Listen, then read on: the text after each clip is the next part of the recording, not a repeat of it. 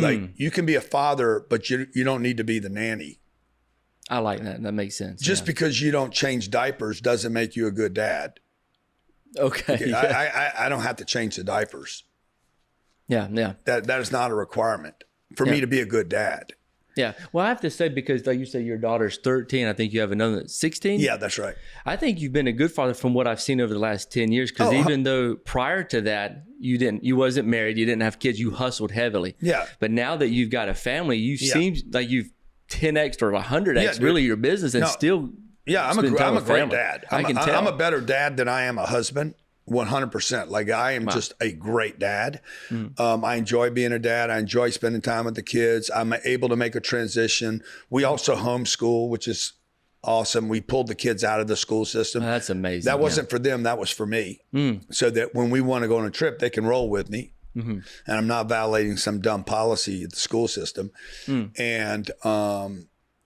And they can roll with me, not because they're going to be better educated because they're at home, but because they can roll with us. They can be with us, but that requires vehicles, and financially that requires a big commitment. Yeah, 100%. But you can't be a great dad if you don't have time with your kids. Yes. I mean, if you're sending them off to prison every day, school, and letting strangers raise your children. No offense to any of the parents out there. I'm not giving parental advice.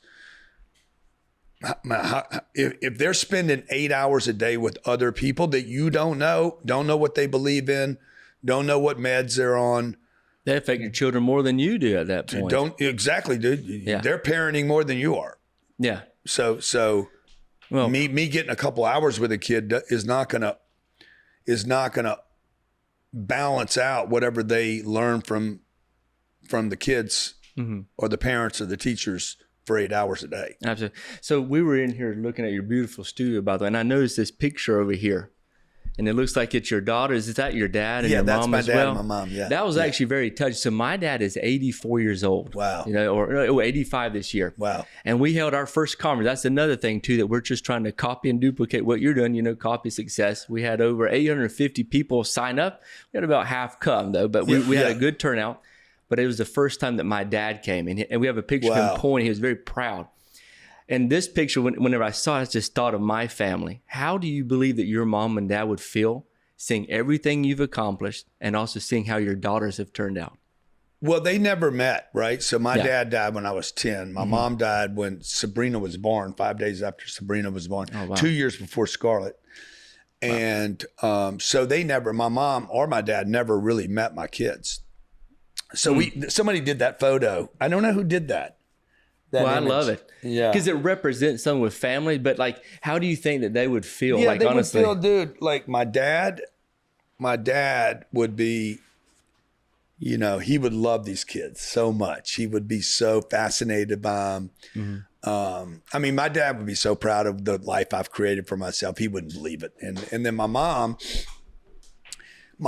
Shane, she would be like, yeah, you don't need all this stuff. This is not necessary. Like none of this would impress her, right? She'd be like the plane and she probably wouldn't come to the big events. I remember the last time I asked her it was my 50th birthday party, and we were releasing the book Sell to Survive. It was the first book I wrote. I wrote it in 3 hours. It's now called Sell or Be Sold.